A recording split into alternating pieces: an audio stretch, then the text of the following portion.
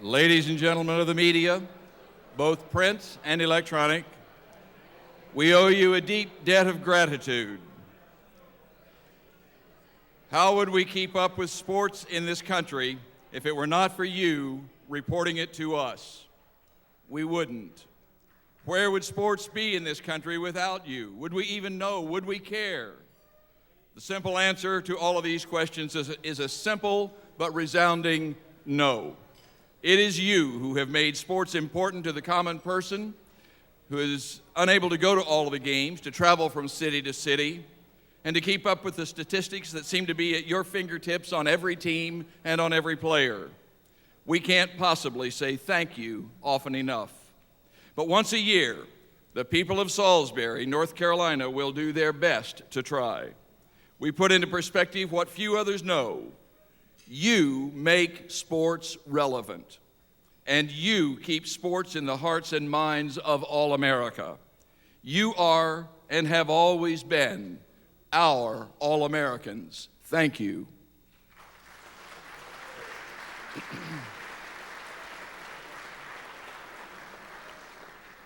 Well, I'm Carl Hales, and I've had the opportunity to do this for a few years, and it is one of the things that I look forward to most every year. We welcome you once again to the annual awards program of the National Sportscasters and Sportswriters Association. Tonight is your night, and we want to do nothing but celebrate and honor you, the best among you, for your skills and for your service. We're thrilled to have you join us for our 49th time here in Salisbury. We congratulate all of you.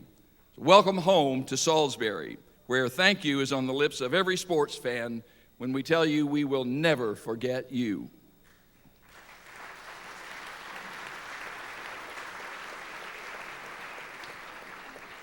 Now, before we do anything else, we need to begin our program the way all of you are accustomed to starting sporting events. I would like to introduce to you Mr. Neil Wilkinson, a talented vocalist who has thrilled us the last few years with his beautiful rendition of the Star-Spangled Banner. Neil has opened many sporting events with his voice, from NASCAR to baseball. He's opened games for the Mets, the Orioles, the Diamondbacks. He has sung in churches with choirs in America and in England. And he is here tonight to start us off the way all of us know a sporting event should begin. And now please rise and listen to the voice of Neil Wilkinson as he sings our national anthem.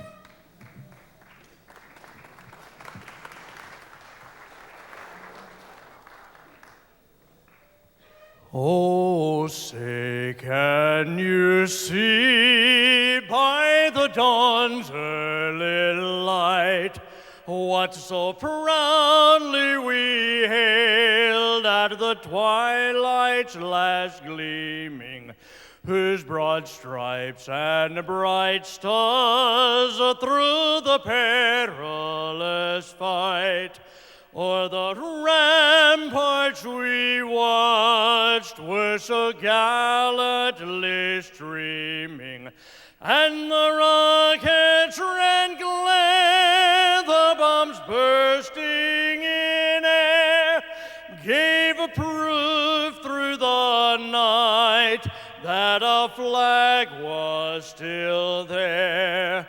Oh, say, does that star-spangled banner yet wave o'er the land of the free and the home of the brave?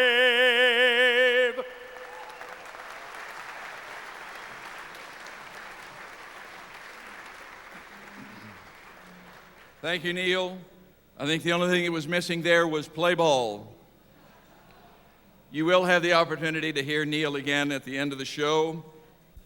Salisbury, North Carolina is a wonderful town. I came here with the idea of staying for 2 or 3 years. Well, this is my 42nd year in Salisbury, and I don't plan to ever leave.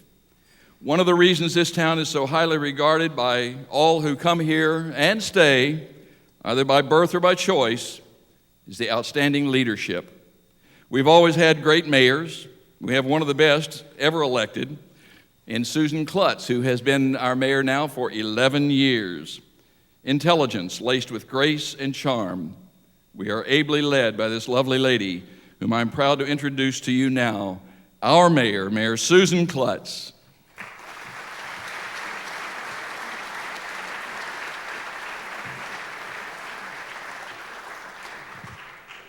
It's an honor to be here again with you for the 11th time, and to welcome you to the city of Salisbury officially, and to thank you for what NSSA does for this city. This is its 49th year, and it's such an important part of our history and who we are as a city, and we are so grateful to each of you who is involved in making this successful. To the national board, to the local board, to the committee, to Barbara, to Doug and Carl, thank you, and to Neil, and a special thank you to Howard Platt, who is actually a former North Carolina winner, our local sportscaster. But I want to particularly thank the host and hostesses. I think in them you see why Salisbury is such a special place. Salisbury is special because of its people. And I'm very proud of the people that I represent here and very grateful to them for what they have made this city of Salisbury. But I will have to tell you, if you're here for the first time, you may be wondering, why are you in this small little city of Salisbury, North Carolina? And why does NSSA keep coming back here? What is it about this place?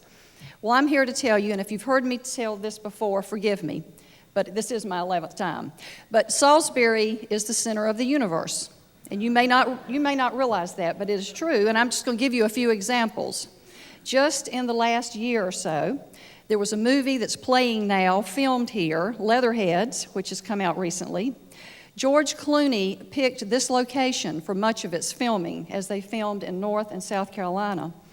The screenplay was co-written by Rick Riley, who was here last year. And much of this location and this depot you will see in the movie itself. But George Clooney also last month chose Salisbury, of all the places that they filmed throughout North Carolina, to come hold his press conference for the opening of the movie. And he and Renee Zellweger sat right here just a month ago on a stage with this room filled with press from all over the state to tell about the movie and to encourage people to come to it. Well, not only that, former President Bill Clinton, who was probably the first president to come here since Eisenhower to Salisbury, came here 2 days later and chose this depot to speak to the people in the community campaigning for his wife. And just 1 week ago, last Monday, Hillary was here in this very location, and she also chose this depot. So just to tell you a little bit about how special this place is. But I think the most amazing story I want to tell you happened 2 years ago here.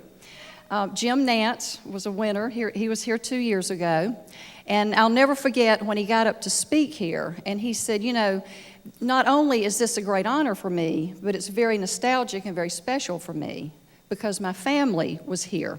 My great-grandfather came here to run the Spencer shops right down the road. And so my father and grandfather had memories of coming here, and I've always heard so much about Salisbury and actually the train depot, and I've been here to visit. I was really touched by that. Well, the next day, he and his uncle decided that they would stay over in Salisbury and that they would go just see the house that his great-grandfather and his grandfather had grown up in. So he went to the Register of Deeds downtown and looked up the deed, and when the person at the Register of Deeds was helping him, he noticed that the house was bought in 1905 from a Dr. William Clarence Klutz. Well, that happens to be the grandfather of my husband. But anyway, the Register of Deeds said to him, oh, if that's William Clarence Klutz, that has to be the grandfather of the judge who's right next door. You really should go over and see him. And he's married to the mayor. This is a small town. But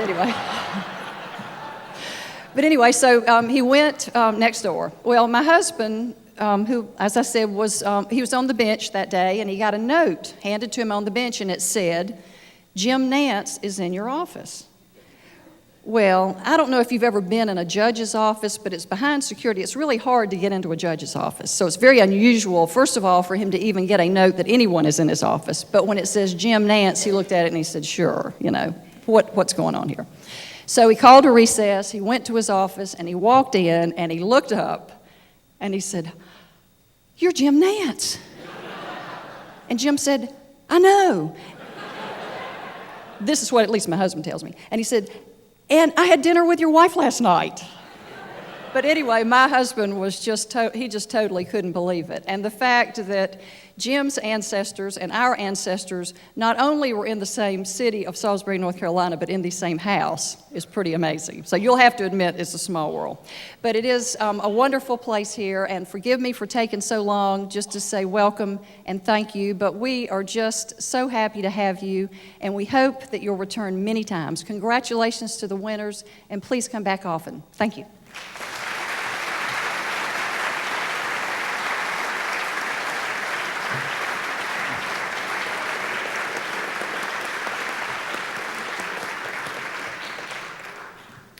Thank you, Susan. I was telling Susan a little earlier, I said, I must be the rudest person in the world. I've never referred to her by her title. And again, typical small town, she said, well, of course not, we're friends. So thank you, Susan. We have some sponsors we wish for you to meet at this time. Once again this year, we are honored to be sponsored by the National Athletic Trainers Association. And I know that Ellen Satloff and Al Green are not here, but we appreciate their involvement at this level. We really need them, we love them, and we are so thankful that they are a part of NSSA. Notice that we have identified our sponsors as platinum, gold, and silver. So please look at that list that you find in the program. Our gold sponsors include Bo Hawkins with Chick-fil-A, Holiday Inn of Salisbury, Hillerich and Bradsby, Coca-Cola Consolidated Bottlers. We would also like to thank some of our other friends of NSSA, obviously Neil Wilkinson, Charlie Templeton, Laura Beth Barnhart, Andy Overbeck Lynch, and Ahmad Murphy, whom you will meet a little bit later. A new award is being presented this year, and it is a genuine honor for me to be able to announce this award. A longtime member of the National Board, a state winner many times over, and respected columnist for many years, is a man we all call friend, and that is Furman Bisher. This award will be known as the Furman Bisher Award and will be presented to a student who is pursuing a career in media. Our inaugural recipient is a junior at the University of North Carolina School of Journalism and Mass Communication. Walter Storholt is a junior electronic communication major from Pine Knoll Shores, North Carolina, where his journalism career began with local radio station WTKF. Though he started out making coffee, filing, and picking up hot dogs, within 2 years, he was the voice of his high school football broadcasts and boasted a talk show on issues affecting local teenagers. Upon arriving in Chapel Hill, Walter immediately sought out local radio station WCHL and began working as an intern in its news and sports departments. He now does color commentary for local high school football games and play-by-play for high school basketball games. Walter also serves as the sports anchor for the journalism school Saturday morning news program, Carolina Connection, and as an anchor of the television news program Carolina Week. Walter also does pre- and post-game reporting of the Tar Heel football and men's basketball for Carolina Connection. Through his work in the school, Walter has produced stories that have garnered him awards from the National Broadcasting Society, the Society of Professional Journalists, and the William R. Hearst Foundation. On January 9th of this year, Walter co-anchored the national ESPNU broadcast of the UNC versus UNC Asheville men's basketball game. In April, he was awarded the school's prestigious Stephen Gates Scholarship for the 2008-2009 school year. This summer, Walter will travel to Beijing to cover the 2008 Olympic Games. The school is sending students to serve as pool reporters for the Beijing Organizing Committee for the Olympic Games.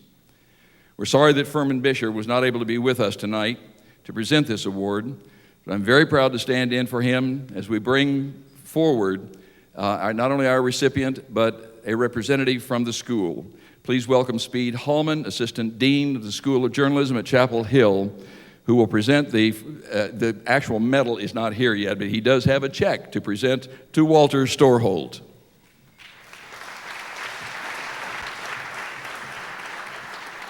Thank you, Carl, and thanks to all of you for the warm welcome that we have received here tonight. I believe it is the center of the universe. We've had a great time in Salisbury, and we appreciate your hospitality. The School of Journalism and Mass Communication at UNC is delighted to be able to honor our 1938 graduate, Furman Bisher, in this way with the Furman Bisher Medal, and we're grateful to NSSA for its participation in making the award possible. As Carl said, the medal is not here yet, but I do have a check for $2,500 to present to Walter Storholt. We're awfully proud of him. I know you're going to be hearing more from him over the years, so look out for this guy in the future. Walter? Thank you very much.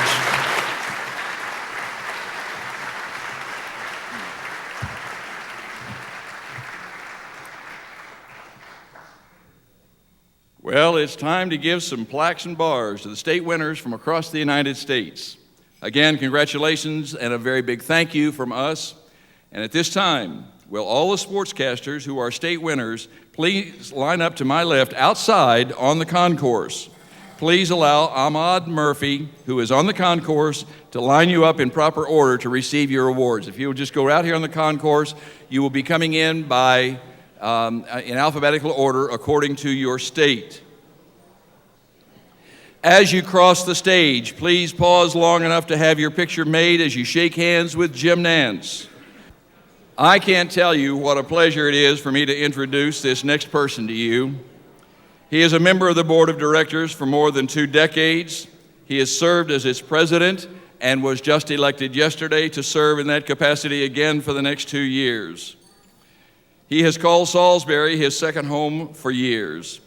After being presented the key to the city 2 years ago, he can now call it his home. He is in his 5th year as general manager of Time Warner Cable's regional sports channel in Syracuse, New York. For 19 years, he was the voice you heard as you listened to the football and basketball games of Syracuse University. Last year, he was inducted into the Greater Syracuse Sports Hall of Fame. He is himself a 3-time State Sportscaster of the Year. He is known to many of you as a consummate professional broadcaster, and to all of us here in Salisbury as our dear friend, Mr. Doug Logan.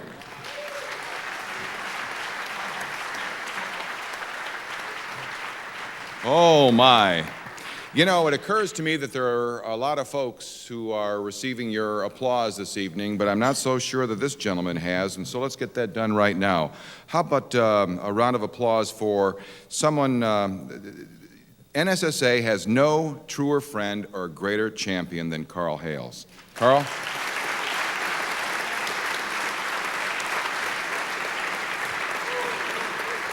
So thank you very much, Carl and Mayor Susan Klutz. On behalf of our state winners, heartiest congratulations to our national winners, Jim Nantz and Bob Ryan, and a special salute to our Hall of Famers, Mary Garber, and of course, Harry Callis. The extraordinary level of excellence that you have exhibited throughout your respective careers has brought such distinction to yourselves and to your profession that honoring you as we are tonight is not only appropriate, it is absolutely necessary. Congratulations to you all. Also, one of the great things about coming here is you get this beautiful goodie bag, and I opened the goodie bag up a couple nights ago, and look what I got. This beautiful book by Jim Nantz. You talk about a consummate professional and a consummate gentleman. It is going to be a pleasure, sir, reading this book. Thank you so very much for your generosity. All right. Tonight, our honorees represent 33 states, and we have 12 first-time winners. So now let's recognize those professionals who have been voted by their peers the very best in the business. Introducing the NSSA Sportscasters of the Year. From Alabama, 9 years with the Crimson Tide Sports Network out of Tuscaloosa. Radio play-by-play for the University of Alabama basketball and baseball, and television play-by-play for football. Second win for Chris Stewart. From Delaware, 4 years as host of Clear Channel Delaware out of Newcastle. 3 years covering the Super Bowl. Just formed the Heritage Sports Network on XM Satellite. Celebrating his birthday today. Second win, Omar Bashir. Out of Florida, play-by-play voice of the Florida State Seminoles out of Tallahassee, 35 years and 20 years with the Tampa Bay Buccaneers. Also works baseball for Sun Sports Television. 10th trip to Salisbury, Gene Deckerhoff. Out of Georgia, 13-year voice of the Georgia Tech Yellow Jackets, 4-year voice of the Atlanta Falcons, one of 4 men in the country, with Gene Deckerhoff being number 2, doing both on radio, the pros and the college, all fall long. 5 honors for Wes Durham. Out of Indiana, 15-year vice president of the Regional Radio Sports Network out of South Bend, providing play-by-play of the high school athletics while covering Notre Dame football. A 3-time winner. Come on, Mike Knezovich. Out of Iowa, 25-year veteran working with ESPN Plus out of Des Moines, covering Drake basketball, Iowa high school hoops, and Iowa Barnstormers arena football. 6th award for Larry Morgan. Out of Kansas, program and sports director for WIBW, 8 years, play-by-play voice of Washburn University, and hosts a daily talk show. 3rd win for Bruce Steinbrock. Out of Kentucky, 2 years with IMG College Sports Lexington, follows SEC football and basketball, the Music City Bowl, and the Kentucky Derby. 3 honors for Dick Gabriel. Out of Missouri, 23 years, sports director with KLPW Radio, Washington, broadcasting more than 140 high school and American Legion games while covering the Cardinals, the Rams, the Blues, and the Billikens. First trip to Salisbury, John Covington. Out of Montana, 23-year voice of the University of Montana Grizzlies, also hosts pre- and post-game shows. 8th win for Mick Holeen.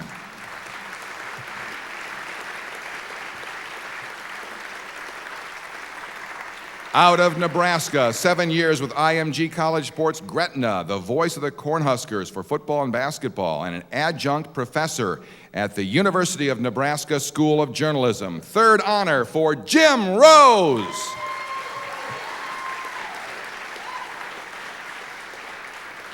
Out of New Jersey, 8 years with Shore Sports Network, Tom's River. Come on, Matt. Offering play-by-play for high school football, basketball, and baseball, plus a weekly talk show. 1st honor for Matt Harmon. Out of the great state of New York, 11 years sports anchor and reporter with WNBC TV, covered Super Bowl 42 champion Giants, U.S. Open golf and tennis, the Yankees, the Rangers, and the Devils, and he won the 2006 New York Sports Emmy as Outstanding Sports Anchor. First trip to Salisbury for Bruce Beck.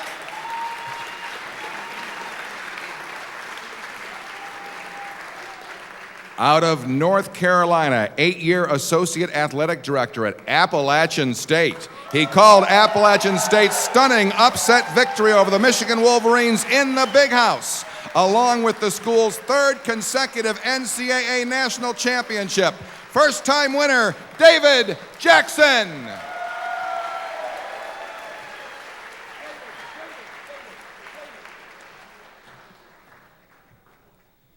I read the article all day today.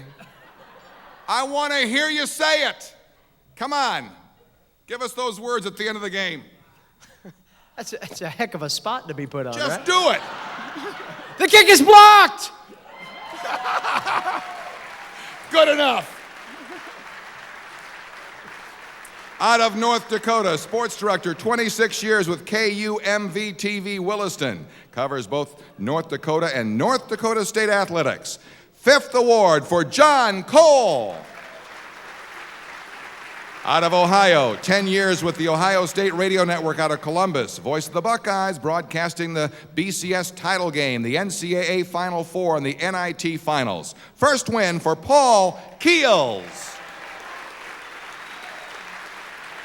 Out of Oklahoma, sports director, 11 years with KWTV Oklahoma City, covers Oklahoma Sooners football, hosts 2 weekly shows with Bob Stoops, also follows Oklahoma and Oklahoma State hoops. 6th-time honored Dean Blevins.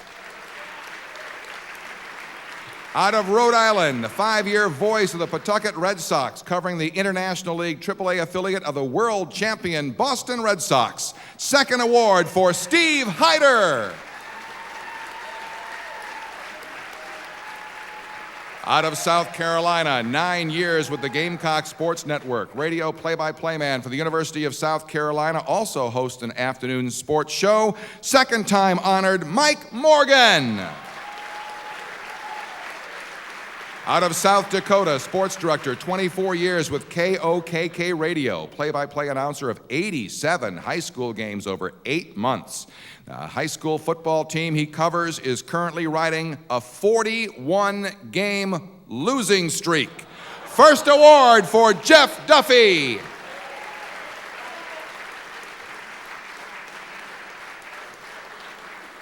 Wait, Jeff, come on over here. Give us those words we've heard, 41 consecutive games in football at the final buzzer. Wait till next week. And a baby!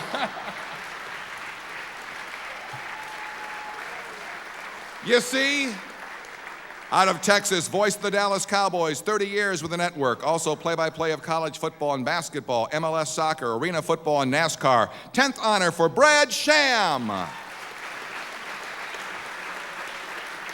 From Utah, 12-year sports anchor and reporter with KSL-TV, Salt Lake City, covering the Jazz playoffs as well as BYU and Utah football. And he hosts outdoor and golfing shows. First-time winner, Rod Zundel. Out of Vermont, 5-year sports director of the Vermont Broadcast Sports in Burlington, covers Norwich University hockey, Vermont Lake Monsters baseball, and 50 high school games, along with daily reports on his website. 7th award for George Como. Also out of Vermont, sports director, 26 years with WSYB Radio in Rutland, 37 years in the market, voice of the University of Vermont hockey, and a member of 2 Halls of Fame. 18th honor for Jack Healy. Out of Virginia, 21-year voice of the Virginia Tech Hokies for basketball and the 2007 ACC champions in football. Hosts the Frank Beamer Show's 8th-time winner, Bill Roth. Out of West Virginia, sports director, 11 years with WSAZ-TV Huntington, offering extensive coverage of the Mountaineers and the Marshall Thundering Herd, as well as high school sports. 2nd award for Keith Morehouse. Out of Wyoming, general manager and 23 years with KUGR Radio Green River, offering play-by-play of high school sports. Vice president of the Wyoming Association of Broadcasters. 2nd win for Steve Corr. Also out of Wyoming, sports anchor, 20 years with KTWO-TV Casper, covers the Cowboys, high school sports, junior college, and rodeo. 2nd honor for Frank Gambino. How about one more big round of applause for all of our state-winning sportscasters?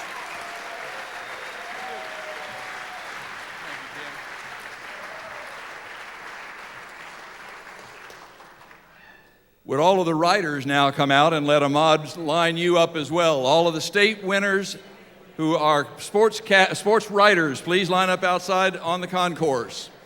While they're doing that, I want to draw your attention to one other lady I met last night. One of the finest people I've ever met, and had a great time last night with her. For those of you who don't know her, this is Doris Nantz, Jim's mom.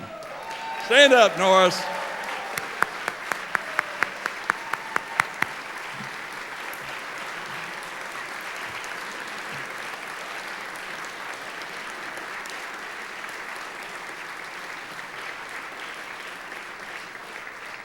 It's nice that all of you stood up, but when you did, you couldn't see Doris.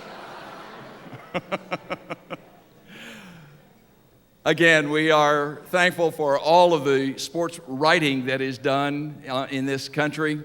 And we have sports writers whom we are going to introduce to you in a moment and honor with these plaques and bars because they deserve it. They're the people who keep us informed on a daily basis. And without them, many of us would just simply be lost when it comes to our sports enjoyment.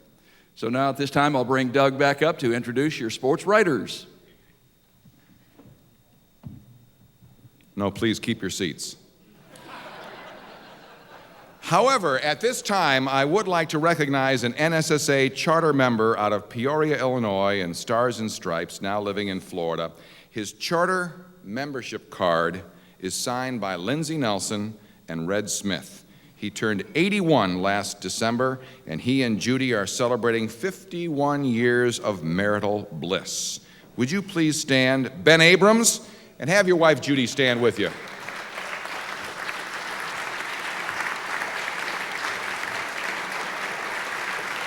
There he is, and there she is.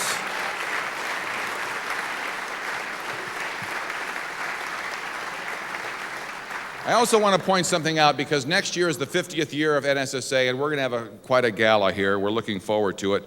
But I also, as it was pointed out that I'm the incoming president of the National Board, I would like to just introduce our first vice president is Ron Morris, and second vice president is Dave Snell. And I'm so very, very pleased to say that our only living charter member is going to be our honorary president for the 50th year of NSSA, and that's Ben Abrams. Ben, congratulations.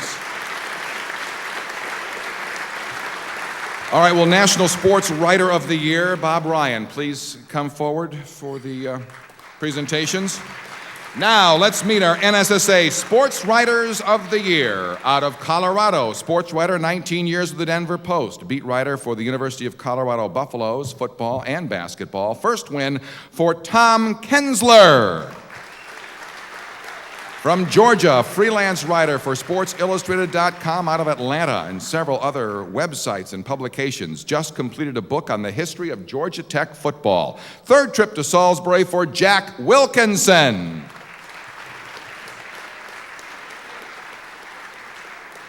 Out of Indiana, 40-year writer with the Herald Times in Bloomington, covered high school sports as well as the Indianapolis 500 and the Brickyard 400. Second honor for Rex Kurtz. Out of Kansas, 19 years with Topeka Capital Journal, covering high schools and all kinds of auto racing. He also covered the 2008 Final Four. Third win for Rick Peterson. Out of Kentucky, sports editor, 34 years with the Advocate Messenger in Danville.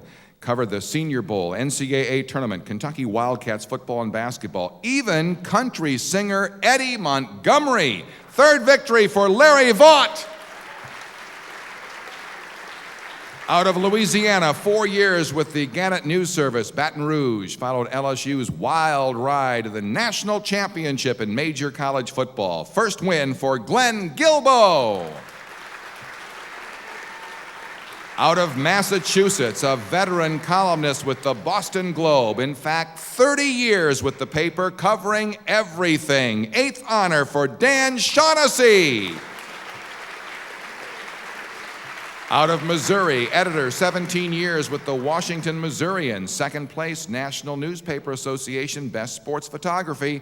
Optimist Club Friend of Youth Award winner and a member of the St. Louis Perfectos Vintage Champion Baseball Club. Third win for Bill Battle. Out of Nebraska, publisher, 9 years with HuskerIllustrated.com. Out of Lincoln, co-hosts pre- and post-game shows and serves as a sideline reporter for the radio network. Also works for 2 TV stations. Second victory for Sean Callahan.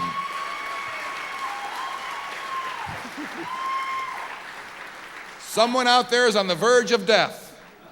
Nevada. 9 years with the Las Vegas Review-Journal, beat writer for the NBA and boxing, covered Team USA's qualifying for the Olympics and Floyd Mayweather's most recent knockout win. Third honor for Steve Karp. Out of New Hampshire, 6 years with New Hampshire Leader in Manchester, covered University of New Hampshire football as the team made its 4th straight trip to the NCAA playoffs. Also features hockey and NASCAR. 8th visit to Salisbury for Alan Lessels. Out of North Carolina, 41-plus years with the Raleigh News and Observer, covering ACC football, basketball, baseball, as well as a variety of special interest feature stories. A true gentleman. Second win, A.J. Carr. Out of North Dakota, 2 years with the Bismarck Tribune, primarily responsible for the college beat, including NCAA Division II and a couple junior colleges. First trip to Salisbury, welcome Cindy Peterson. Out of Rhode Island, 17 years with the Providence Journal, beat writer for the World Series champion Boston Red Sox. His scorecard of Clay Buchholz's no-hitter is on display at the National Baseball Hall of Fame. Now don't leave here, Joe. Every time the Red Sox win the World Series, he and his wife have a child. So he says he hopes the Red Sox don't repeat. Joe, you got a stake in this, pal. Second win for Joe McDonald.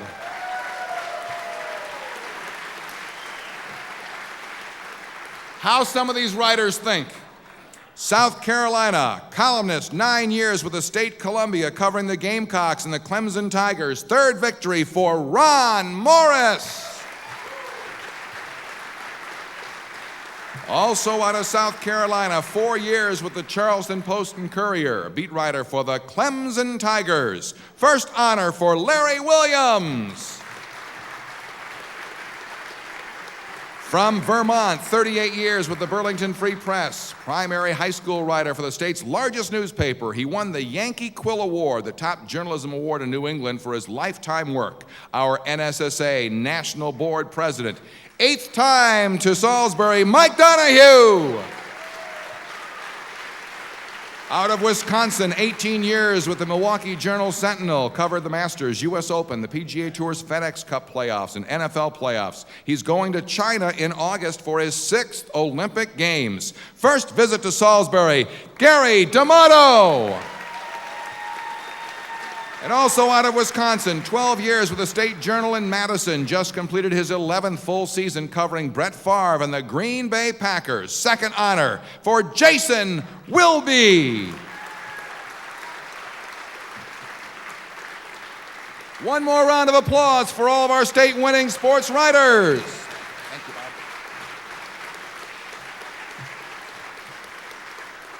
And to all of our state winners, heartiest congratulations. In the year and the years ahead, as you continue to strive to be the best that you can be, please help NSSA be the best it can be. Renew your dues and spread the word of NSSA and our wonderful hosts and the charming city of Salisbury. My congratulations to you all. Thank you.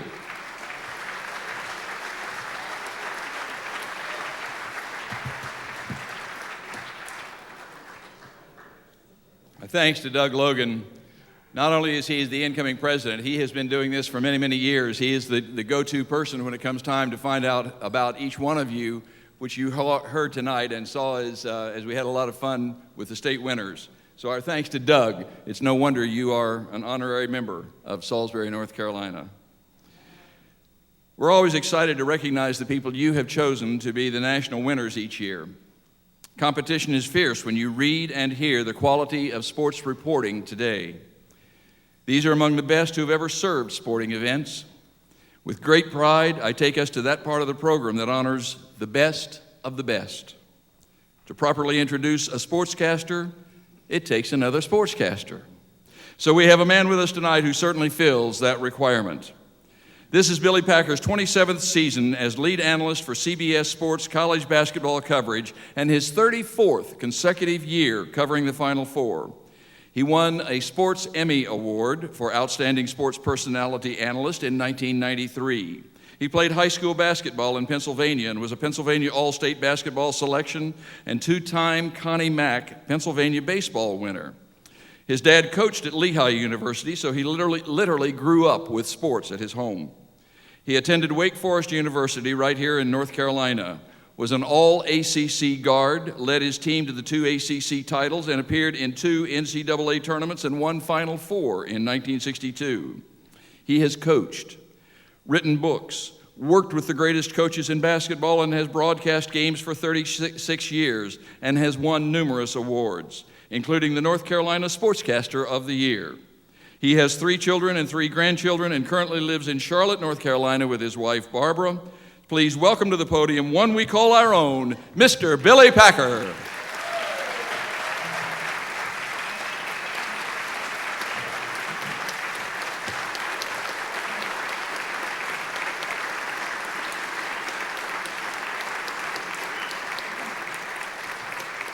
Thank you very much. It's an honor to be here and congratulate all the winners and those winners to come.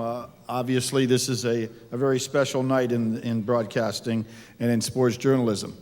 I know what my assignment is, and that is an assignment that I treasure, and the fact that it not only gets an opportunity to present an award to a guy that has incredible ability, but also a guy who's an incredible friend.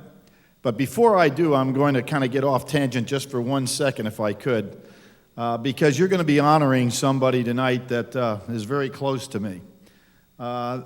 When we start thinking about the history of broadcasting and journalism, I don't know if anybody can compete, particularly in terms of what she had to go through to, in effect, become a sports writer and a journalist of the highest possible quality. When I came to Wake Forest in 1958, it was a very unusual thing that happened there. There was a female sports writer, a person that I've never heard of, a female sports writer. And my coach was a Baptist minister. His name was Bones McKinney. And Bones McKinney had such an incredible relationship with this young woman at the time that he established a precedent during the time that we were at Wake Forest, whereby press conferences, as all the guys could go in the locker rooms and talk to the players and the coaches after the game, Bones established a precedent that he would never allow a sports writer in our locker room until he had an opportunity to go outside the locker room so that Mary Garber could participate at the highest level. I always admired that about Coach McKinney, but more than that, I will ever be grateful for the 50 years I have known the woman you'll honor tonight as one of the real giants of our industry. Mary Garber belongs in your Hall of Fame, Legend of Honor, as one of the great women and one of the real leaders of journalism as we know in this day today. And she will ever be one of my closest friends, and I thank you people for honoring her.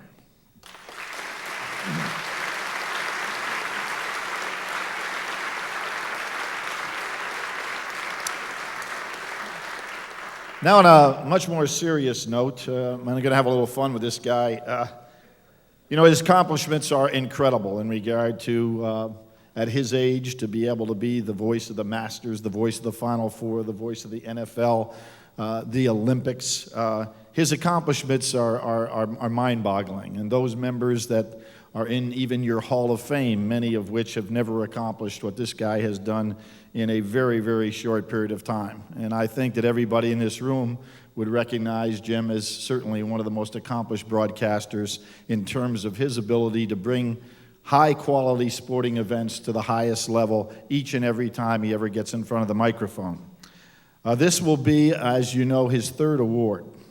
The mayor, however, failed to recognize something. Her husband is a judge, and the reason that he recognized your winner tonight, your recipient, is because it's not the first time that he was in front of the judge. After winning the first award here a few years ago, the man that will be honored tonight got in his car with his family, including his mother, who also has been in this same kind of situation a time or two with hands behind her back when she refused to park her car properly in the Houston airport. But in this particular case, the great Mr. Jim Nantz leaves Salisbury as the National Sportscaster of the Year, carrying, as he will tonight, well, I guess it'll be this one. And he has this basically attached to the back window of his car, of which he's very proud of the award. His wife is in the car, his young daughter is in the car, and Jim is very proud. And as he leaves the great town of Salisbury and heads down the wonderful Highway 85, there is a blue light that appears and pulls him over to the side.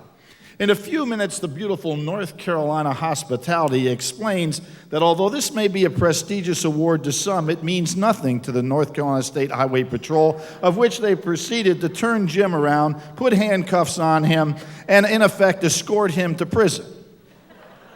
The award meant little or nothing whatsoever to that patrol officer, and it actually meant nothing to Judge.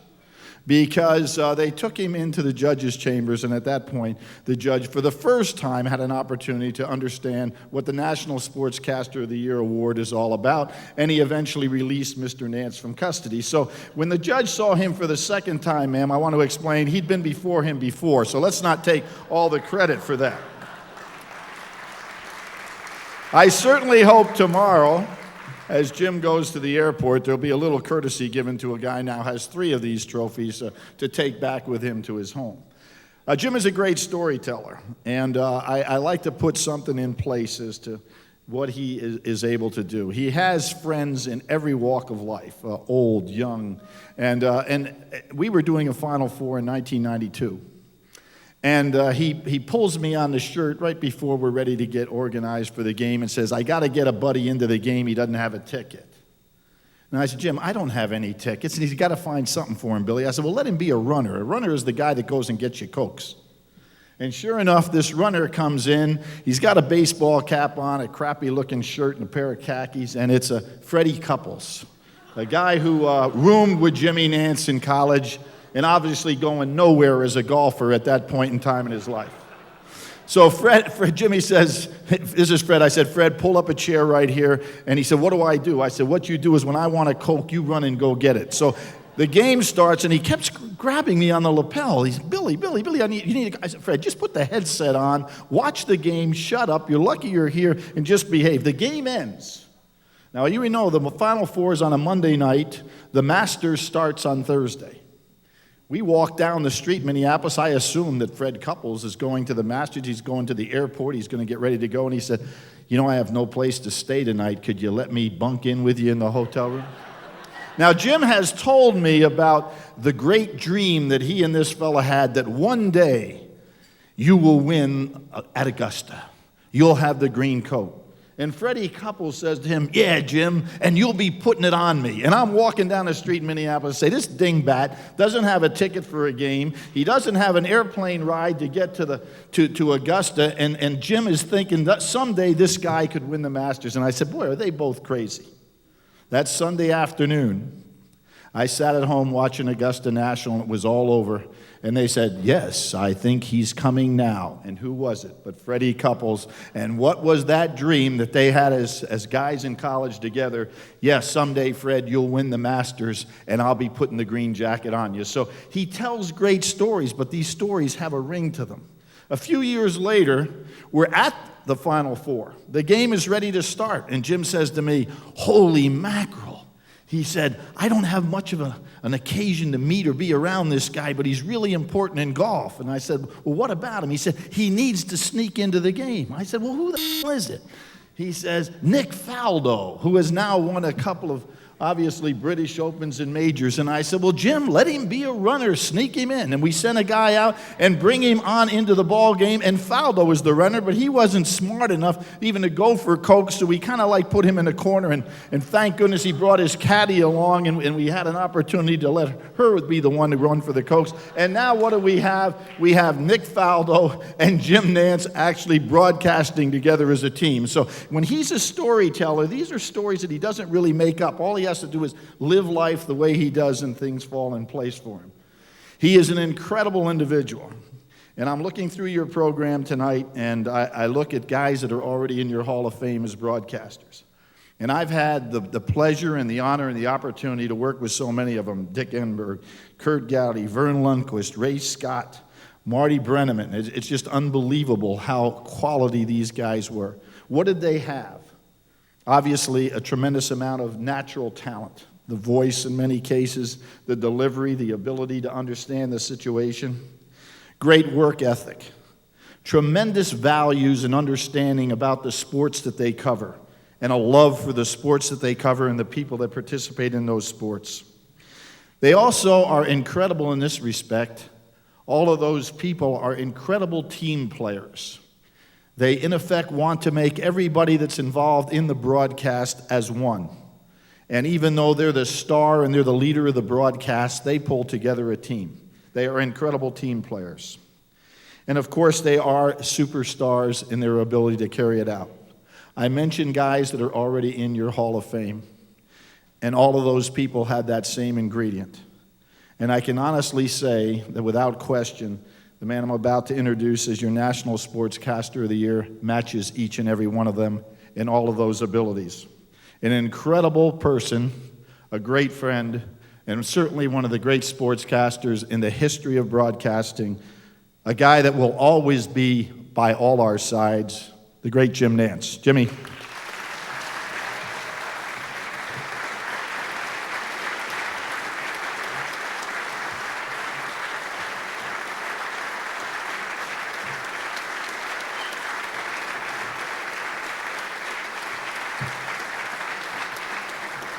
Oh, my goodness, thank you.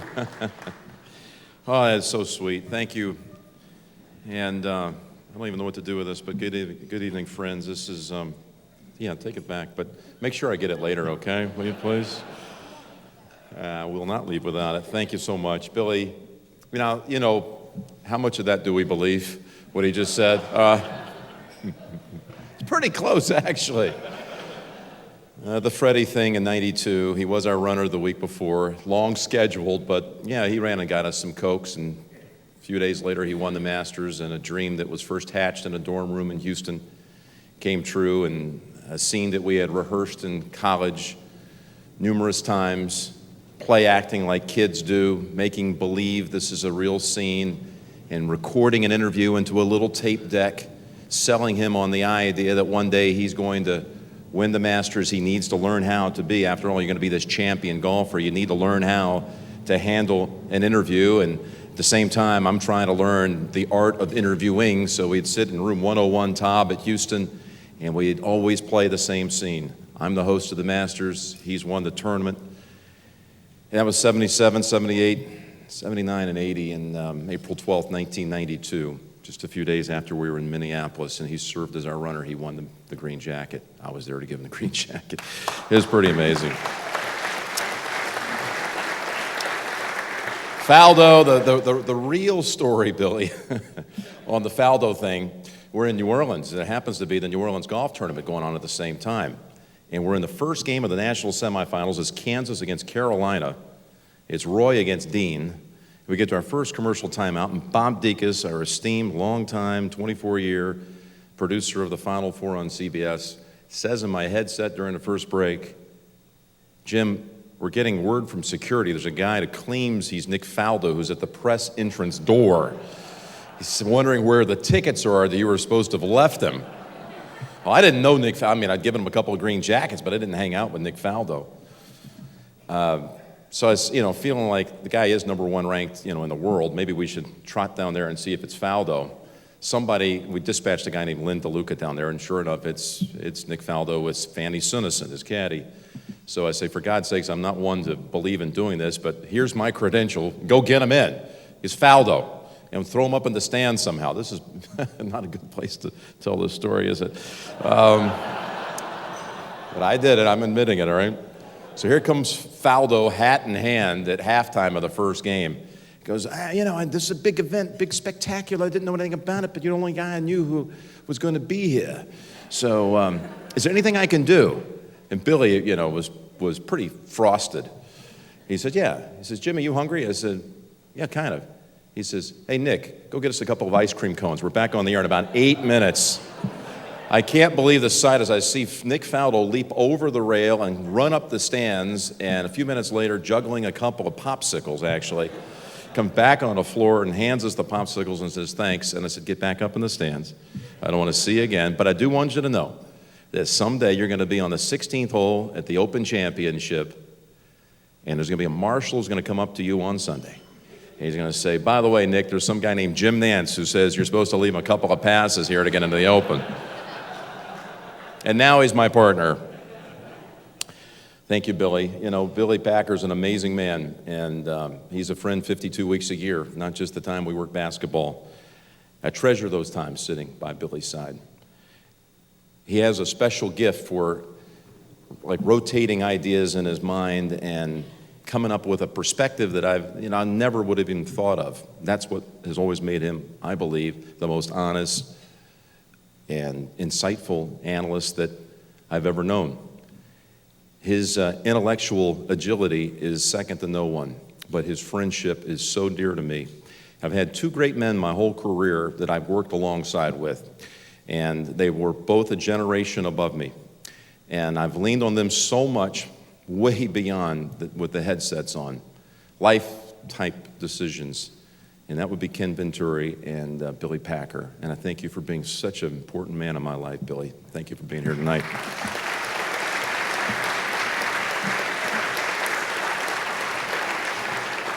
I loved your tribute to Mary Garber. I loved the story that George Vesey wrote in the New York Times just a couple of days ago. I love the fact that I'm going to be here tonight to see Harry Callis go into the Hall of Fame, the most buttery voice maybe in ever in the history of broadcasting. Hopefully he'll get up here tonight and just like read through the phone book or something for us. He's so great. And I saw him a lot last year. He was, in the last couple of years, he was calling the national radio games in the NFL, and I get such a charge out of seeing him, and I think NFL films, and I think of my youth and all the joy you brought me, and you're so deserving of this special night, Harry. Congratulations. And then there is Bob Ryan, and I'm going to try to get down off the stage as fast as I can because I'm anxious to hear what Bob has to say. He's one of these men who I come across at a lot of big events. You still wonder after, for me, 23 years, what am I doing at these big events? Why do they entrust me? I'm honored to be here, but I'm honored to be sitting on press row with guys like Bob Ryan, who, since I was first starting out in my mid-20s at CBS, treated me with tremendous respect. I've never forgotten it. Always came over to say an encouraging word and hello, and I'm so happy for you for this national recognition, Bob. This is really a special thing being here in Salisbury with you tonight. And then to our state winners, I got to meet so many of you through the years here in Salisbury, and then again last night to renew some acquaintances. I get a lot of joy out of being able to hand off those plaques and those additions to the plaques you've won in the past, and to see all of you last night at the Speedway, and to see your wives and the love and the pride that they all have in each and every one of you. It's very, very special. And I want to just congratulate all of you and all your wives who are here and help put you on their shoulders to make it here to Salisbury tonight. Just congratulations to all of you.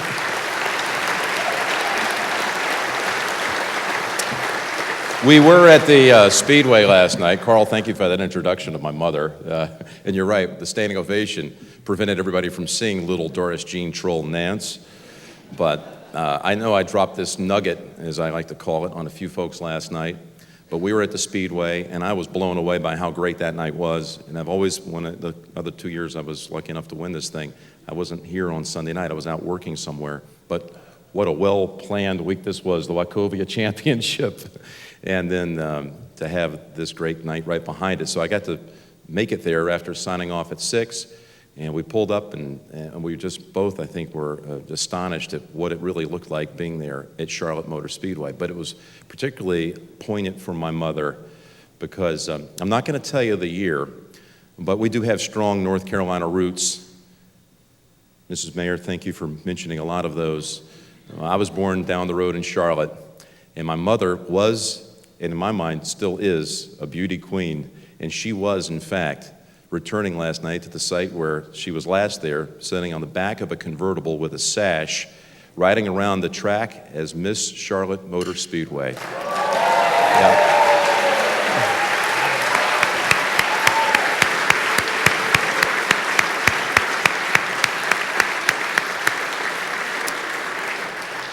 Thank you, Mom, for being here. You know, in '99, the first time I stepped to this podium, she was here, my father was here. 2 years ago, my mother took ill right before the event and was a late cancellation.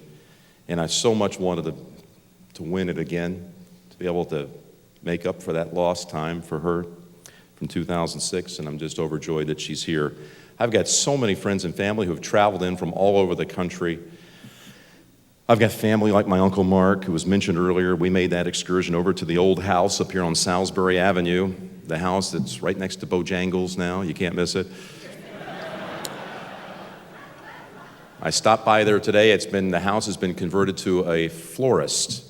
So 2 years ago, we went to the door, and it was just a residence at the time, and we knocked on the door, and tried to explain, what we were doing there. My great-grandfather used to live here. My grandfather was raised in this house.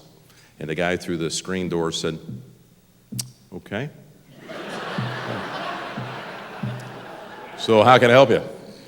I'm kind of peering around like, I'd like to see the kitchen, No such luck. But today we went in and got to spend some quality hang time and find out that the house is actually haunted. And it's weird, the florist claims that she's actually seen a ghost. And she described my great-grandmother, right to a T. So I can't make this stuff up. I really can't. Uncle Mark, thank you for coming up from Atlanta. Uncle Kenny, these are my father's two brothers, my cousin Lewis. God love you for being here. I too just want to pitch in here to the host. I've gotten to know a lot of you through the years, and Claude, you were my first, and so good to be with you and Patsy. And we can start this whole thing and get in trouble, but Cassandra, your mom is a pretty special mom, as you know, and Barbara Lockhart, thank you so much. And whenever I hear from you, it brightens my day as it does everyone else in this room. So thank you for all the volunteers. Doug, you're hosting, and Carl, you're hosting, and Neil, you're singing from the soul. Thank you for that. I'm going to do something that I'm afraid if I just try to tell you the story, I'm not going to make it through. And this is not a cheap plug for my book, because you already got the book. So, 1999, this is one of my favorite snapshots of my life. It took place exactly right here. And it was meaningful to me because my father was in the third year of Alzheimer's. And fourth year, actually, and we struggled as a family whether or not he should come here for this big event. And my father is still alive after 13 years, and he's hanging on, barely, but that's really what the book is about. It's about relationships, and it's about respect. It's about fathers to sons and father figures, and I've been blessed to have so many father figures, all who have stepped in and allowed me to find my father through their goodness. But anyway, we as a family got together and made the decision that, boy, these glasses are really dirty as I look through these lights, so forgive me. Ultimately, we reasoned as a family that the dinner would only run for a couple of hours, and we would indeed go for it. So on a beautiful and festive evening, I tried to thank the committee that night, and I began to acknowledge the major role that my parents had played in encouraging me to fulfill my boyhood aspirations. And out of the corner of my eye, I noticed that my father had pushed back his chair and stood up, even though I had not yet introduced him. He was like right over in here. He was a couple of rows back, just direct sight line here. Right about where you are, Bruce, JJ, right over there. So he stands up, and I just stopped, and the room fell silent for a good 4 or 5 seconds. All eyes were on Dad, and no one, least of all me, had any clue what might happen next. If anybody's had an Alzheimer's patient, victim, suffer in your family, you know you just never do truly know what's going to happen next. My father began waving to the room with dignified gestures. His pride was evident. The guests, most of whom could sense that something was amiss with my father, erupted into applause. And for those of you who were here that night, God love you. Thank you. My dad appeared to be pleased as he basked in the ovation. I struggled to get the program back on track. Ladies and gentlemen, I plowed on. My beloved mother, Doris, is also here this evening, and Mom, I want to make you proud as well. And that sparked a second standing ovation. The emotional energy in the room rendered me speechless, and I realized that I was squeezing both sides of this very lectern right here with a death grip. I tried to compose myself, and my daughter, Caroline, who was 5 years old at the time, must have sensed that her dad was having a difficult moment. And she jumped out of her seat. Again, she was 3 rows back.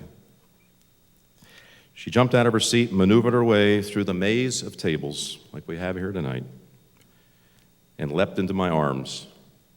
She was all dolled up in an adorable yellow chiffon dress. It's on page 46 of your program's lower left corner. She was a lemon angel, and she was just what her daddy needed at that very moment. If I hadn't been holding her, I don't think I could have finished my remarks. On a night dedicated to honoring a year's worth of well-chosen words, both spoken and written, my dad and his precious granddaughter helped make the show so special with their own moving but unscripted, nonverbal communication. That's one of my all-time favorite memories of my entire life, and it happened right here.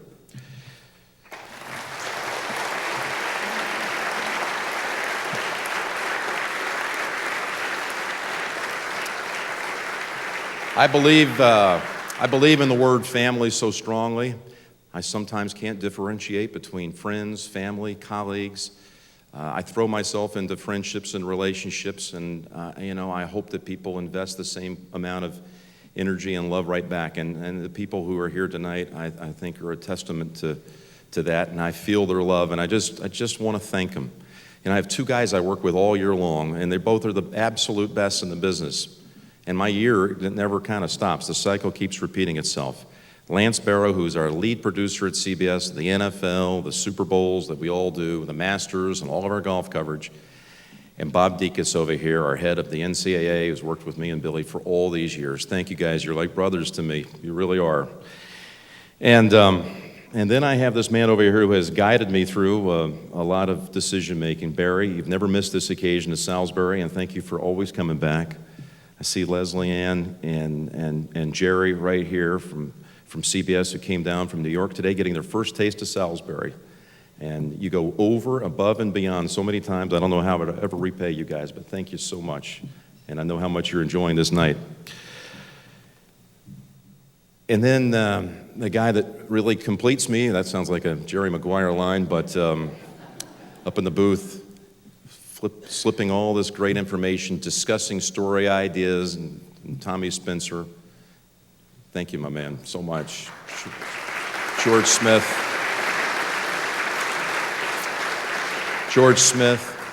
my research maven, John Coleman'sberger, who knows every one of you in this room. There's no one who digs through the internet, reads, watches everything that's going on more than JK.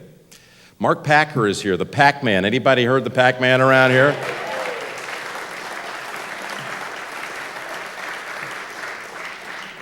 Jen, Harold, Gail, Beth, my first ever assistant, right out of Clemson, and got something for me that really helped me elevate my career by allowing me to kind of do it all and be able to still exist and all the things that seem to come at us all the time. Bill Mitchell and Rick Fiscone down from Connecticut, who are surrogates and friends, and I love them dearly. I'm looking for Melissa. Where in the world are you? There you hid. I think a lot of you in the room know Melissa. Thank you so much for all you do, Melissa Miller, for being my right hand. Sarah and Dewey, thank you. Francis for being here.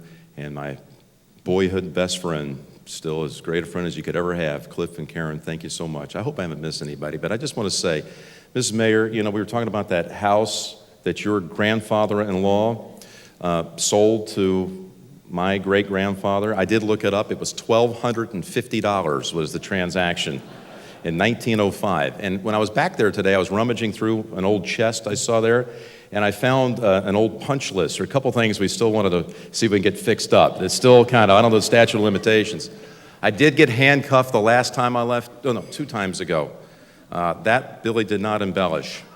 And Billy, what you didn't tell them is I was going 77 and a 55. So, Carl, I'd like to know what time the bus leaves tomorrow. I'm not going to drive now. I'm going to be on the bus. And the guy asked me to get out of my car, and other than that, he never. I was not, acting, like crazy about the whole thing. I was trying to explain that, I won this award last night up in Salisbury.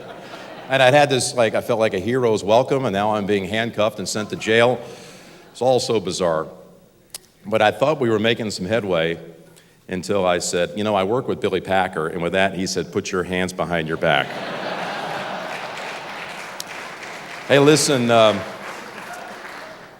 to the great part of the show tonight. Thank you, Salisbury. This night is so meaningful to me. As a little boy growing up wanting to be one of those voices, I could care less if I was ever on TV. It was about trying to tell the story. And we have a room full of great storytellers tonight. I'm blown away. Thank you so much. And on behalf of the real Jim Nantz, that's my father, thank you so much, and God bless you all.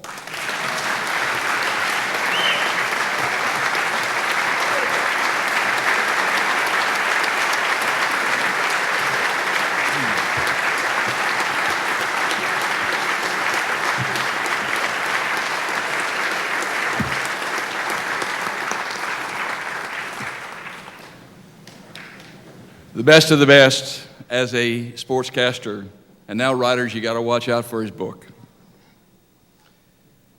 The Boston Globe has never been at a loss for outstanding sports writers.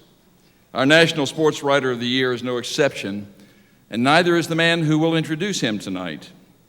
Dan Shaughnessy began his career in 1977 covering the Baltimore Orioles for the Baltimore Sun.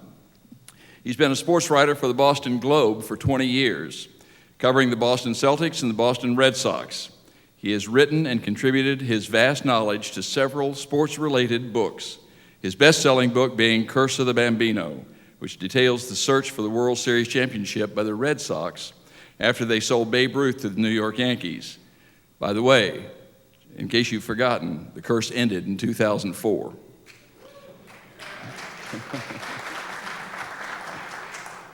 He wrote, after that, Reversing the Curse.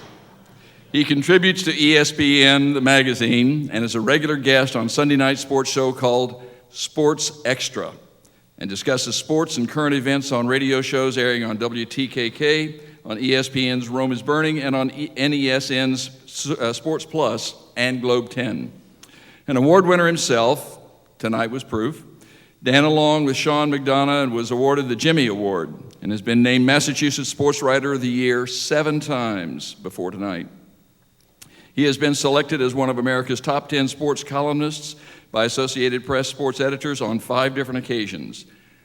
Dan has 3 children, and they, his wife Mary Lou and Dan, live in Newton. Son Sam plays baseball for Boston College. Daughter Sarah played 4 years at the Harvard softball team.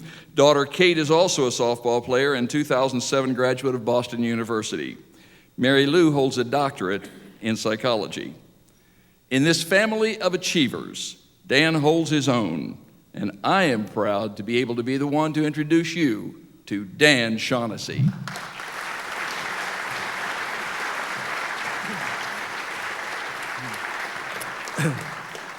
Thank you, Carl.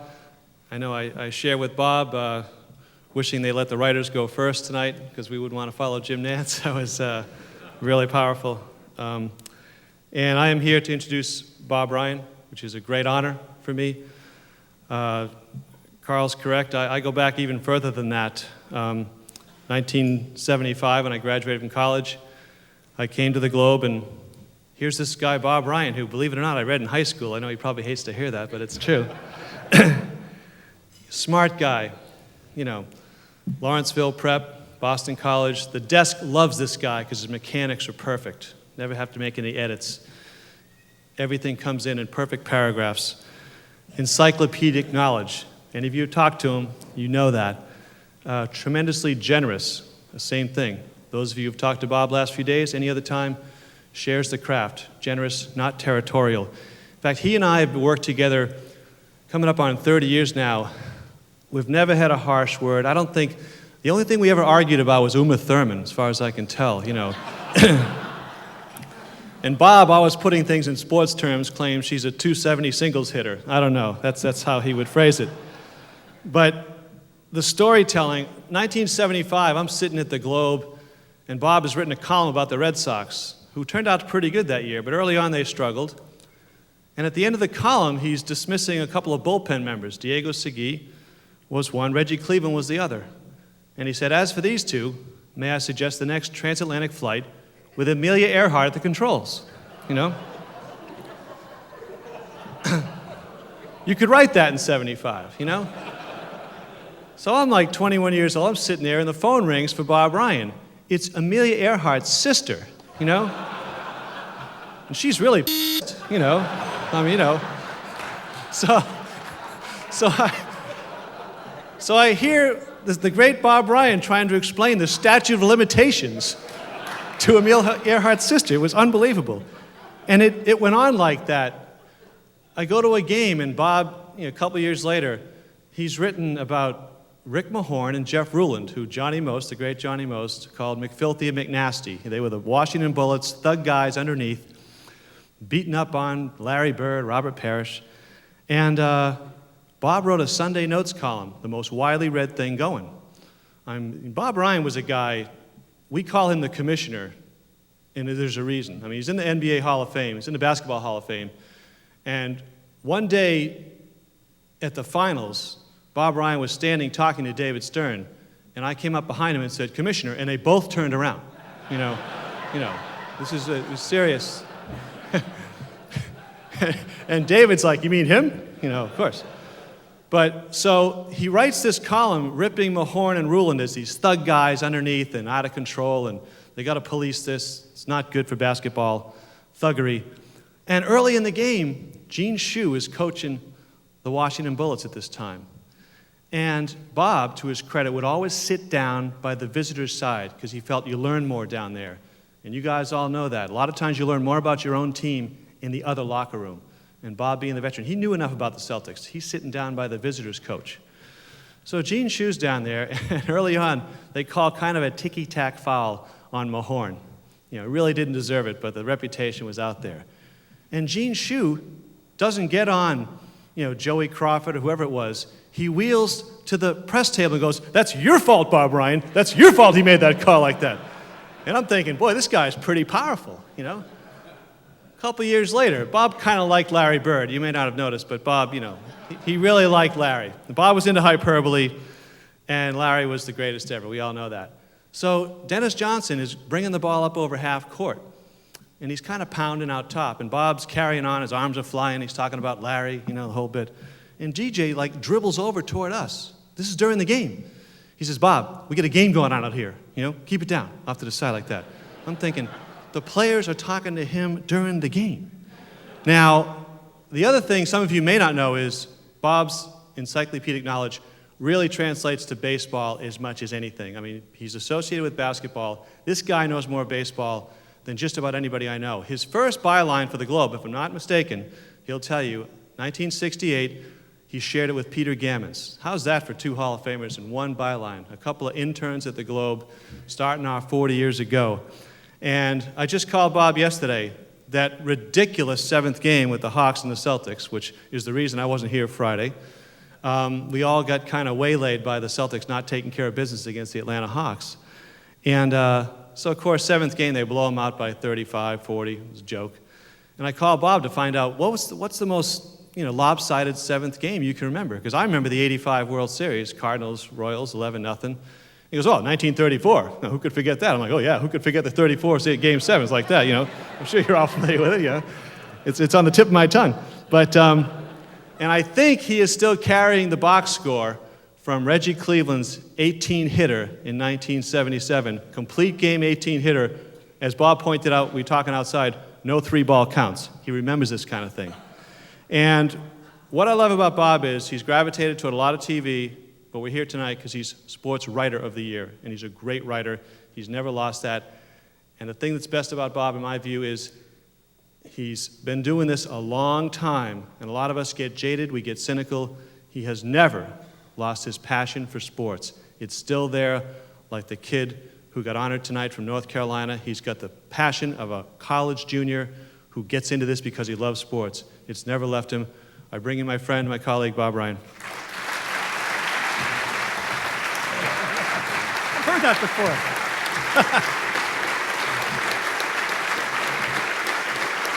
Thank you.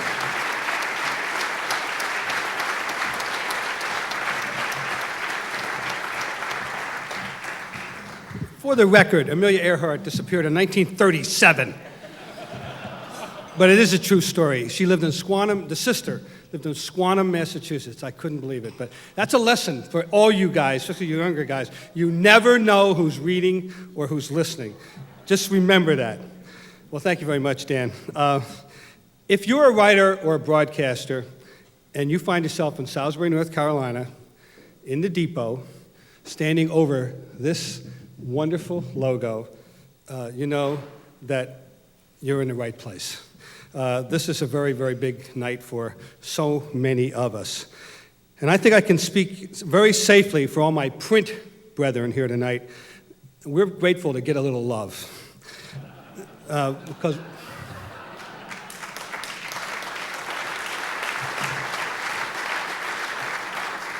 we all have stories of doom and gloom concerning our business to share, and I think we all spend way too much time feeling sorry for ourselves. But this weekend, we're in Shangri-La, or maybe Brigadoon. We're in Salisbury, North Carolina, where you people are nice enough to pretend that we still matter. Now, no one here has been more wonderfully blessed than I. The Boston Globe took me in 40 years ago next month, 1 week after I graduated from Boston College. I was a summer intern on that first day. As Dan told you, I met this guy from the University of North Carolina named Peter Gammons. Now, he's been my friend now for 4 decades. And all I can say is I don't know anybody who loves anything more than Peter Gammons loves baseball. And we have all benefited from that love, both in print and, of course, for all these years on ESPN. Now, aside from one 19-month detour into local television, I've been at the Globe ever since. Yep, I show up on TV every once in a while, but believe me, when I look into the mirror, I see a writer. Okay, I told you I was lucky. 1 newspaper, 6 sports editors, that's all. Not bad. I've been at the paper for 12 professional championships, but I don't do parades, by the way. I don't do, okay?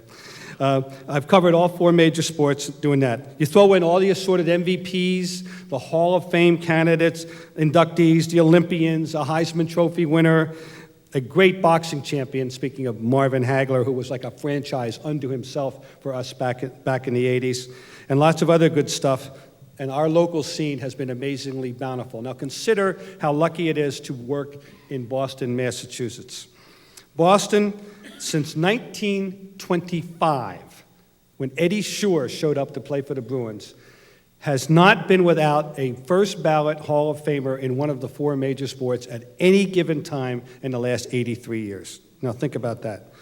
That's a pretty good sports environment. That's the one I've been privileged enough to work in. Well, I am very, very deeply honored tonight to receive this particular award, and particularly now when I think I'm somewhere between third base and home plate in the career. Now, I'm not really the best, okay? Who is the best? We all have our favorites. I don't know who's the best, but I will happily accept this honor, this award, in honor of all those who have helped me, and in honor of all the beat people, the feature writers, and the columnists who haven't been fortunate enough to have the proper forum to be properly recognized. And that is the key. Some people have a larger forum than others. I am really one of those fortunate people. I'm so happy tonight to congratulate all the state winners in both sports writing and broadcasting, both the people that I don't know, but especially, of course, the people I know, the Steve Karps and the Tom Kenslers and the Gary D'Amatos and the Alan Lessels and the Joe McDonalds.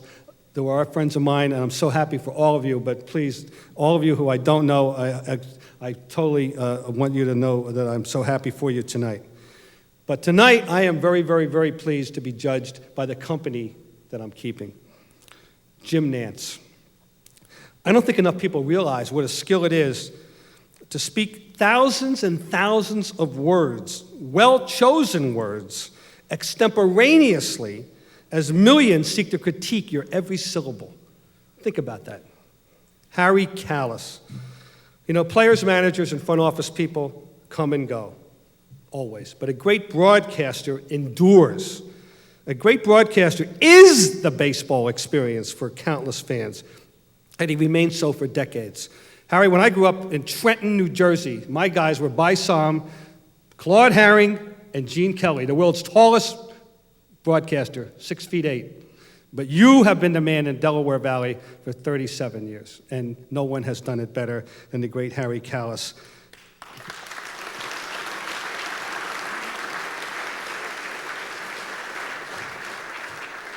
Mary Garber.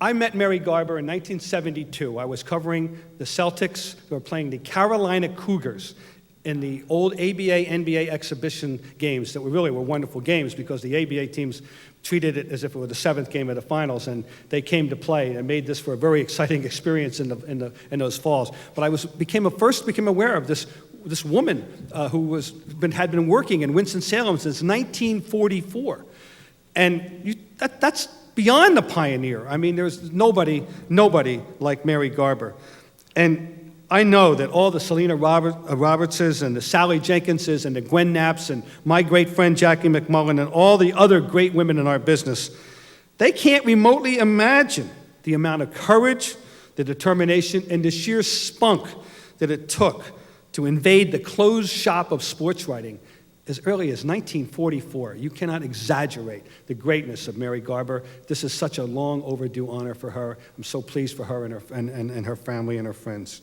Well, I'm very pleased to be in all their company. I'm pleased to have been working in the same city for the same newspaper for 40 years. And right now, I'm ecstatic to be in a town where people still seem to think that newspapers still have some relevance. Now, I've been asked many times over the years by Massachusetts state winners, should I go to Salisbury? I say, well, no. Well, unless you like being treated like royalty for 3 days. And by some very nice people. So if you can handle that, yeah, go. Well, I'm here for the 5th time and thrilled to be here. And if you want to slobber over me for another 3 hours, go right ahead.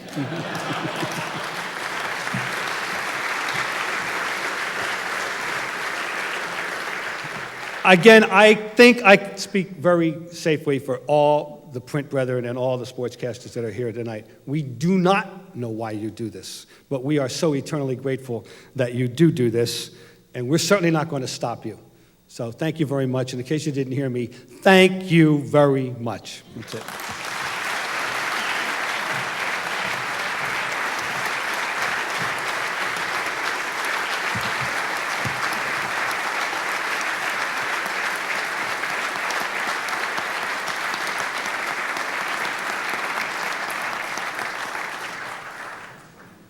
You really don't know why we do it? It's because we love you. Thank you, Bob. NSSA has been inducting casters and writers and celebrities into its Hall of Fame since 1962, starting with Grantland Rice. That tradition has continued with the addition of 1 or 2 or sometimes 3 members every year since then. This year brings us 2 more Hall of Famers who are to be recognized for their talent, their contribution to sports casting and sports writing. As president of the most honored filmmaker in sports, Steve Sabol continues to be the artistic vision behind the studio that revolutionized the way America watches football. In 2003, Steve and his father, Ed, were honored with the Lifetime Achievement Emmy from the National Academy of Television Arts and Sciences for that very accomplishment. This well-deserved award, which set the standard in sports filmmaking, was presented by Tim Russert, the host of Meet the Press. NFL Films has won 92 Emmys, and Sabol himself has received 30 of those Emmys for writing, cinematography, editing, directing, and producing. He also hosts the studio's Emmy Award-winning series, NFL Films Presents. Another prestigious award held by Steve Sabol is the Pete Rozelle Award, joining such greats as Vince Lombardi, Dan Rooney, Lamar Hunt, Tom Landry, and Don Shula. The Pro Football Hall of Fame honored him with the Dan Reeves Pioneer Award. Sabol has attended 42 Super Bowls, one of only 9 people in the world to have attended every Super Bowl. Steve began his career in 1964, and he's never looked back, only forward and upwards. We at NSSA are proud and humbled to present to you Steve Sabol. Great job. Thank you. This is a unique experience for me because I'm not a sports writer, I'm not a sportscaster, I'm in that gray area as a filmmaker. But I can tell you, speaking not only for myself, but for all of us at NFL Films, that we all have such an enormous respect for what Jim does and for what Billy does, as Bob said, to stand up and go off the cuff in front of millions of people, no retakes, no teleprompter. It's just incredible. And for what Bob does and Dan, I can't tell you how many lines we plagiarized from both your columns, the work that you've done, to be able to work on a deadline, your command of the language, and it's wonderful that you're both honored. Both professions are honored. According to the English poet, William Wordsworth, there are two voices, one of the sea and one of the mountains. Each is a mighty voice. I'd like to add a third, Harry Callis. And as Jim said, the buttery tones, well, Harry Callis has buttered my toast for 30 years. Believe me, we wouldn't be where we are without Harry. And I may be biased because Harry's worked with us for so long. He's narrated over 1,000 television programs for us, many Emmy award-winning programs. And every time Harry steps in the booth, we know it's going to make the show better. Nobody's better than Harry. He could read this menu tonight. He could read the back of a shampoo or a laundry list, and he could make it sound dramatic, or he can make it sound funny, or he could make it sound poignant. And what amazes me about Harry is his consistency and the work that he's done for us. Every day, every week, every year, every season, year after year after year, we expect perfection, and we get it from Harry Callis. And it's not an exaggeration to say that Harry could read a laundry list and make it sound dramatic, because when we started, when Harry and I co-hosted a show, NFL Films Presents, we began in 1976. This was before ESPN. This was before the internet. And we were syndicated. And Lance, you know what that means. It means you're on at Saturday night at 12 at midnight, or you're on Sunday morning at 6 a.m. I used to say our audience at that time was hospital orderlies, parking lot attendants, bartenders, most of which Harry knew, or early in the morning, milkmen, fathers of newborns who would be up Sunday morning, would be feeding their children, would see the show. But that's how we started. And our sponsor was a company called Red Devil Caulking. And they were one of those companies that, if you had a leaky roof or drafty doors or a damp basement, call up Red Devil Caulking and they would fix it. If you had a flat tire, they'd fix that too. They could do everything. You couldn't eat it. That was about the only thing. And they were our sponsor. And they had a spot, and they wanted to get all of this. Harry's smiling because he knows where I'm going with this one, is that they had a spot, and they wanted to get all of these things in this one spot. Fine. Except as the producer of the show, I looked, I said, we only have 15 seconds. There's no way in hell we're going to get all of this in there. And we counted up, it was 175 words. But it was important because they were our signature sponsor. We had to get them in the show. We had to do this right. I'm sweating because this isn't going to work. Harry takes a look at the script. He's in the booth, and he's saying, wait a second. Okay, he's looking at it. And he says, all right, go ahead, let's give it a try. And we were stunned. He did 175 words in 15 seconds, and what could have been a mishmash of mispronounced words and swallowed syllables was a perfect spot. Well, not really perfect, because I still have 12 cases of Red Devil Caulking in my basement. But Harry read it perfectly. And if the Guinness Book of Records had a record for the most intelligible words spoken in the shortest amount of time, Harry Callis would hold that record too. But a good narrator is more than just a good voice. You've got to have a feeling for the weight and tone of words. You've got to have a cadence. You've got to have a sense for how words flow together and how to turn a phrase. And Harry's an actor in that sense too. But he's unerringly good at that, but even more so, and I speak for all of our producers at NFL Films, Harry's patient. He's not only the voice of our show, there's so many times that Harry has been the voice of calm in a hectic, unbelievable, pressure-filled environment where a young producer comes in, he's first of all intimidated being in a booth with Harry Callis, the words are wrong, the script doesn't work, the facts are messed up, and Harry will be the one not only to correct the pronunciation, to correct the facts, and usually turn the phrase himself.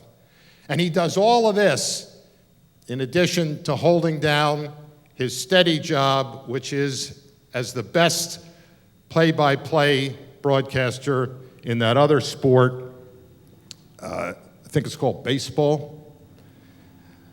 But Harry's been good enough at that to win the Pennsylvania Sportscaster of the Year 18 times, including a clean sweep of the 1980s. He's also enshrined in Cooperstown with the rest of baseball's immortals. But it's hard for me to think of Harry Callis in bronze. He's too human for that. Too quick to laugh at a joke, too warm, too compassionate, too considerate, too good a father to his sons Todd, Brad, and Kane, too committed a husband to his wife Eileen, and to all of us at NFL Films, too old a friend. There's a saying that the eyes are the windows of the soul. Well, we have one for Harry. The voice is the echo of the heart. Honest, convincing, sincere. Harry could sell anything with that voice. And although he could, he never sells himself. And that's pretty rare in this day, and it's rare at any time. So, since Harry won't say it, we will. Harry, you're the greatest, and congratulations in your induction into the Hall of Fame.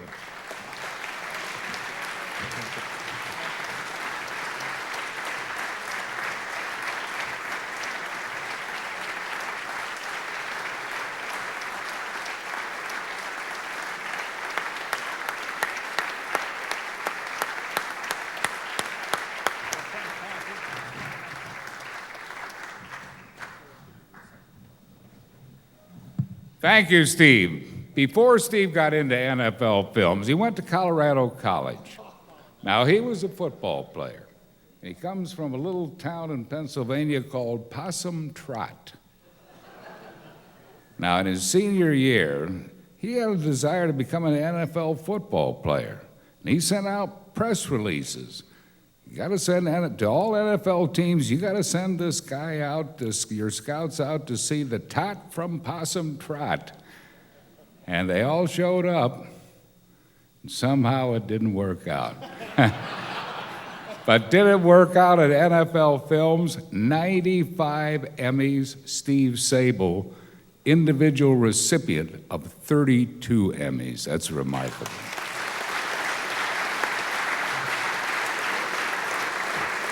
Besides being a brilliant filmmaker, he also had a tremendous sense of humor, as did my late great broadcast partner, Richie Ashburn, whom we affectionately called Whitey. Whitey and I were together for 27 years calling Phillies games. And I remember when I first came to Philadelphia and was in the booth with Rich, if the game was going late and he was getting hungry, he'd say, "Harry, I wonder if the people at Salisbury's Pizza are listening tonight." Within 20 minutes, pizzas would be delivered to the booth. Now, this went on for about 2 months. Pretty soon, management called him in. They said, "Rich, Salisbury's is not a sponsor. You can't be throwing their name out there like that." So, shortly after they tell him this, it's an extra inning game, and he's really getting hungry. Now, we do birthday announcements. So in the 10th inning, he says, "Harry, we have special birthday wishes tonight for the Salisbury's twins, plain and pepperoni." Sure enough, those pizzas were delivered in 20 minutes.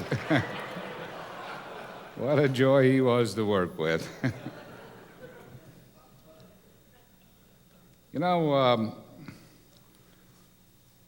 to be inducted into this NSSA Hall of Fame is really something special with the icons that are in this Hall of Fame. And congratulations, Jim and Bob and all of the local award winners from your various states. This is indeed a special group. I mean, 50 years this group has been doing this. 50-year anniversary next year is something very special. And I am so taken by the hospitality and the graciousness of you people of Salisbury. You just have made our stay here so memorable and pleasant. It's something we will never forget. Thank you.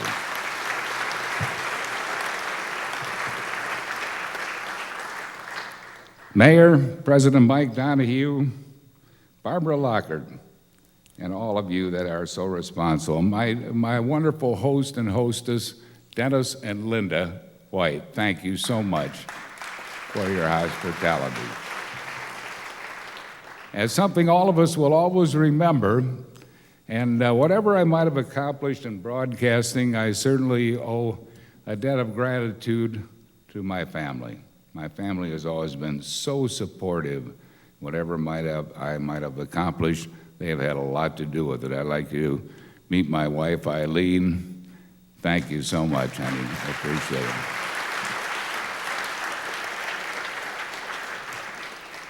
It's been a wonderful weekend, a wonderful evening, and I am indeed honored, and thank you so very, very much, and God bless you all. Thank you.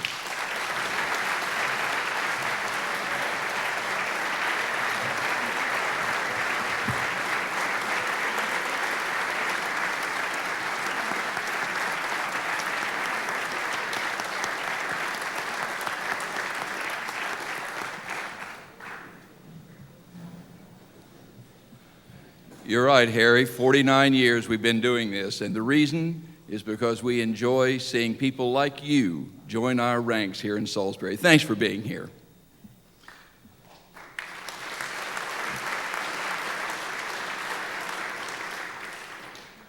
Because of her age and her health, it was impossible for Mary Garber to be with us tonight, but she was kind enough to send us a DVD.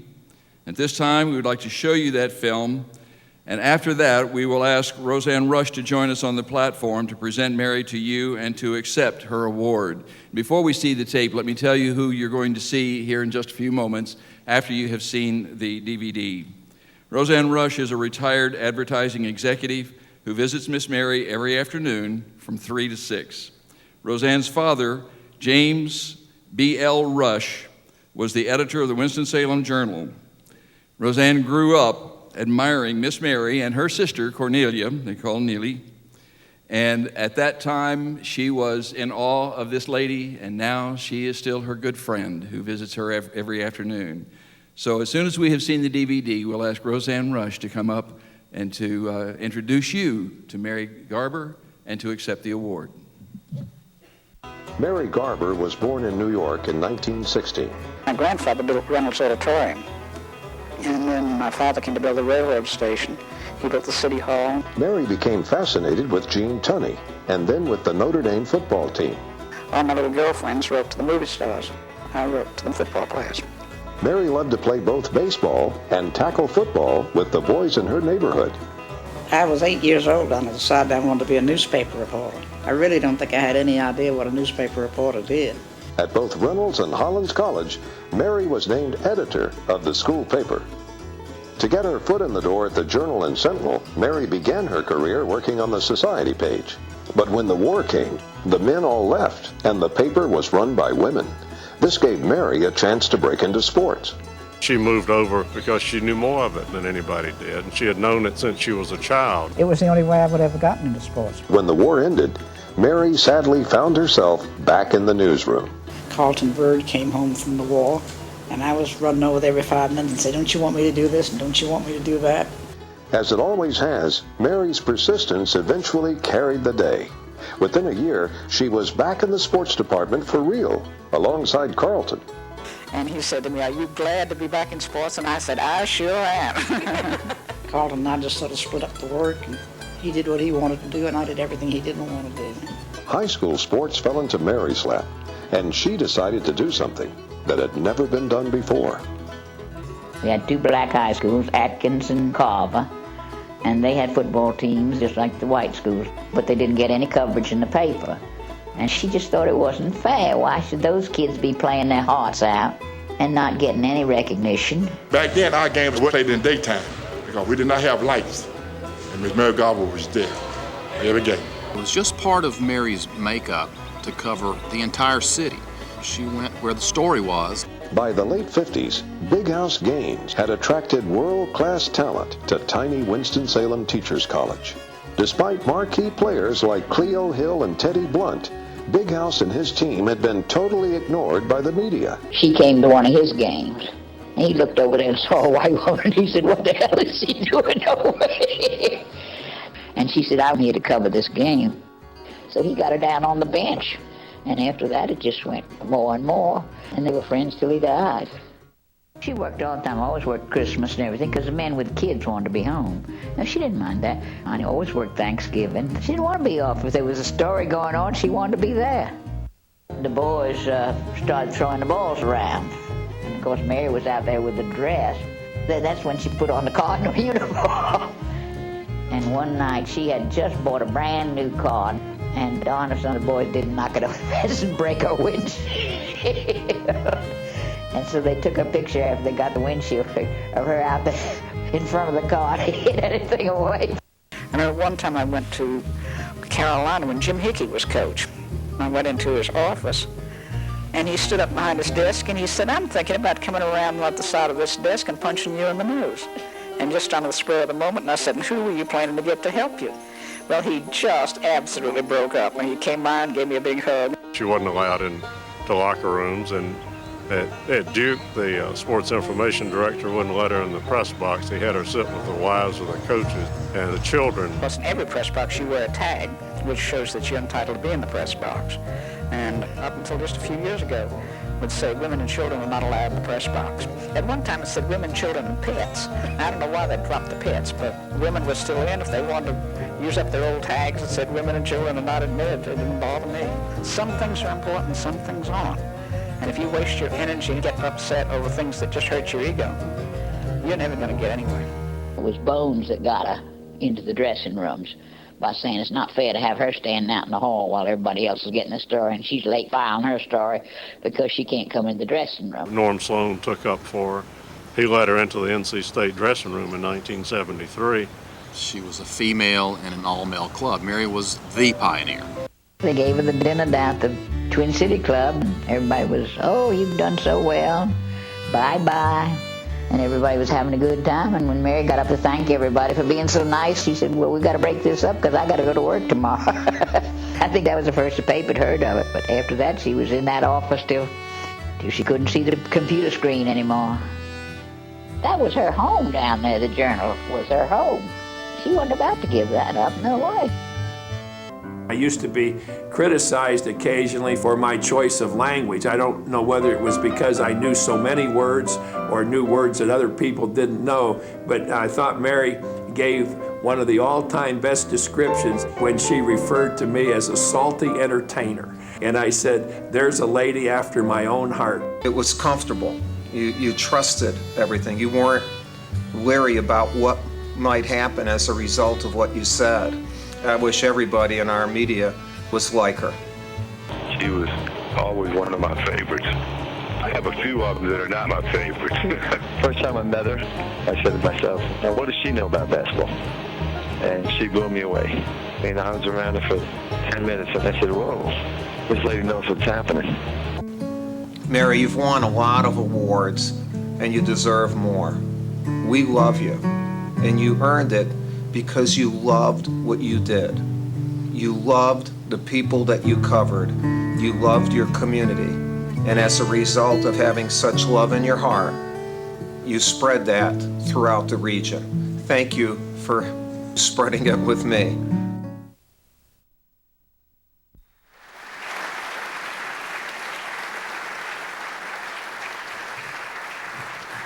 Please welcome Roseanne Rush.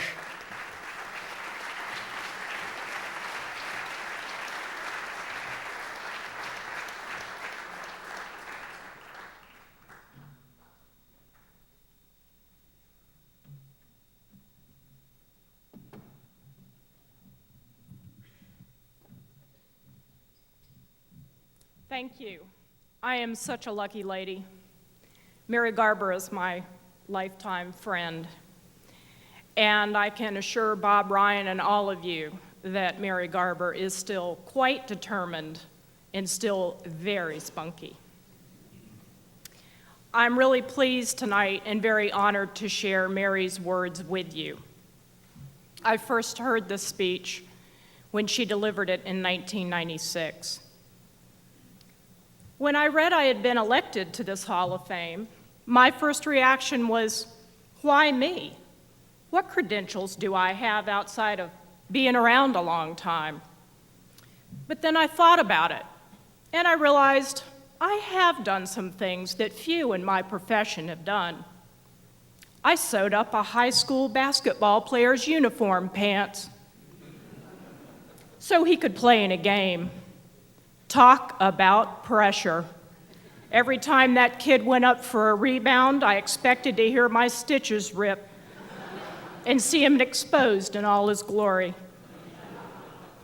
I was covering a spring football game at Winston-Salem State, running up and down the sidelines, when I realized a 190-pound back was headed straight for me, and there was gonna be a collision. If you recall, both Dan Devine and John Makovic were injured when this happened to them. Not me. As the back crossed the sideline, he just picked me up and set me down to the side. I was not so fortunate at North Carolina State. John Baker, for years, was the police officer at the state football dressing room door. Welcomed me as a guest, sweeping me into his arms in a big bear hug. He cracked 3 ribs. Just about everybody in the state athletics family heard that story, but no one told Mr. Baker. He never found out. I've spent over 50 years writing sports, which I suppose is something of an achievement, but I am concerned about the future of sports. There's too much emphasis on what can I get out of it. Too much importance given to victory at any price, and too little emphasis on what is the most important thing about participation in sports. That is the fun. Sure, it's easy to blame the pros. They are indeed selfish. They're financially motivated. Too many of them could care less about the influence they have on young people. It's easy to blame the college coaches and players who are obsessed with winning, so victories can be turned into dollars. Too many college athletes think their position gives them the right to do anything they please. They do not understand that with recognition comes responsibility. It goes further than that. Young children are being pushed into sports by their parents, not because sports are beneficial, but because they think this is going to lead to a big pro contract or at least to a college scholarship. They complain to sports media departments if their children do not receive enough publicity. How, they whine, can you expect my child to win a scholarship if you don't write about him? All of you are involved, or at least interested in sports, and each of you has a responsibility.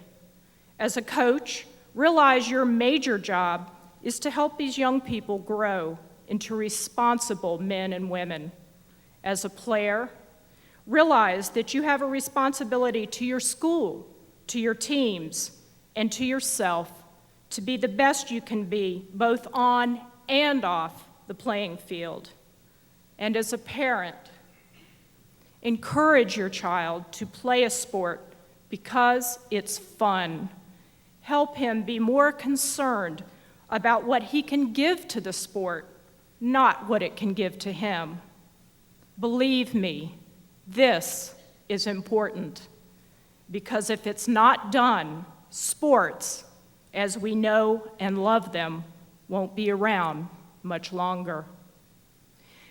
As a sports writer, all sports writers, I'm often asked, who's the athlete I remember most? Well, mine is a 12-year-old tennis player named Tyler J. He played in boys 12's clay courts in Winston-Salem, and I just happened to meet him in Haynes Park while I was looking for a feature story. Tyler had come from Texas to play in the tournament. It was his first national tournament, and he was very surprised to be there. I thought I'd never have a chance, he said, but somehow I won the regional tournament. I asked him what his chances of winning were. Poor and none, he said. Tyler was right. He lost the first round of singles, in the first round of consolations, and in the first round of doubles. When that happened to most kids, they went home in tears. Not Tyler. He and his coach stayed in Winston-Salem all week. They went to Tanglewood Park and played golf and swam. They found a vacant court and played tennis. They went to the movies and to Old Salem, and they watched the tournament matches. They came to Haynes Park on the last day of the tournament, and Tyler asked me to pose with him for a picture, and I did. I want to thank you, he said, for what's been the greatest week in my life. And I want to thank you for one of the greatest evenings in my life. Thank you.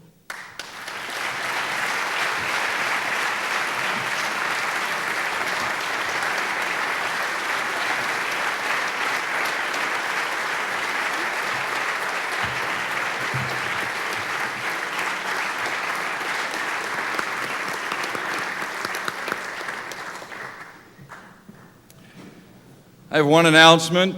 That is that we have some Salisbury posts available for you. Some of you have probably already seen the write-up. We do have a limited number. We ask that each writer or caster take only one, but as you go out the far end of the room here, you will find a stack of those Salisbury posts. Please help yourself to one. They are for you. I hope all of you have enjoyed the goodie bags provided by the many friends and sponsors of NSSA. I know I look forward to that part of NSSA every year. Of course, my first goal is to look for my Hillerich and Brasby bat.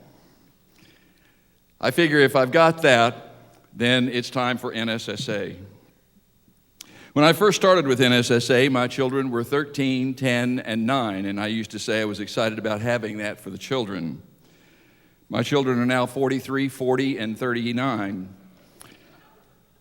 I no longer have that excuse, but I have 6 grandchildren. Of course, they're never going to get to touch my Hillerich and Brasby bat.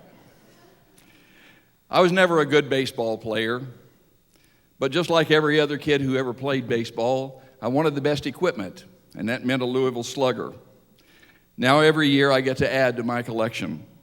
It may be small, but it's a real bat, made of real wood by Hillerich and Brasby, and that means I've got my Louisville Slugger for the year. Baseball is truly alive. It will never die as long as those dusty fields, volunteer coaches, and Louisville Sluggers still work together to give us today's and tomorrow's games. America's major league is made up of those children who started on those dusty fields, and that will continue. As I stood on those fields in my hometown of Lebanon, Missouri, which happened a long time ago for me, once a year, it seemed like I was ready to get out on that field and break records. I never did. I was lucky to get to play. But I was introduced to Louisville Sluggers at that time. Tonight, we have the opportunity to see not the miniatures, but real full-size bats with names emblazoned on them of our Sportscaster of the Year, our Sportswriter of the Year, and our 2 Hall of Fame members who are going into the Hall of Fame. So would our 3 winners who are here, and Roseanne, would you come up as well and accept our bats from Hillerich and Brasby.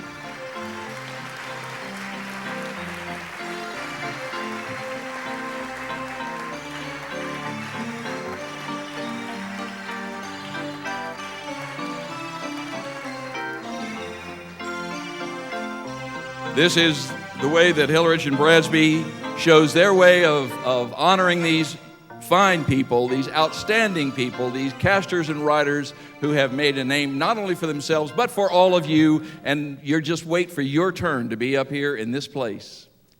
Thank you again, all four of you, for being here tonight.